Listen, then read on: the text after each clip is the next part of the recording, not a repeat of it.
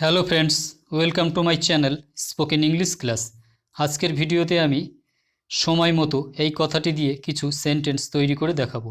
তো সময় মতো এই কথাটির জন্য আমরা ইংরাজিতে ইউজ করব অন টাইম বা ইন টাইম। তো পুরো সেন্টেন্সটি গঠন করার রুলস বা স্ট্রাকচার হবে সেন্টেন্স দেন অন টাইম বা ইন টাইম। তো এইবার আমরা কিছু উদাহরণ দেখে নেব।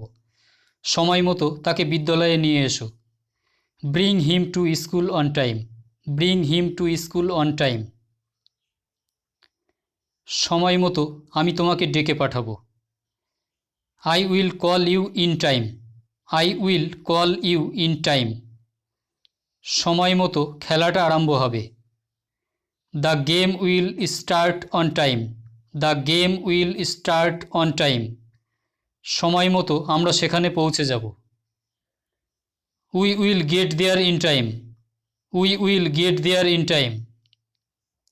সময় মতো চিঠিটা পোস্ট করে দিও। Post the letter on time. Post the letter on time.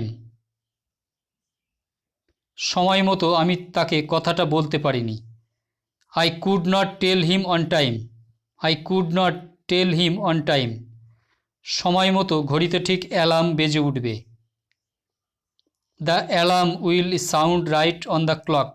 The alarm will sound right on the clock. সময় মতো আমরা সকলে স্টেশনে পৌঁছে যাব।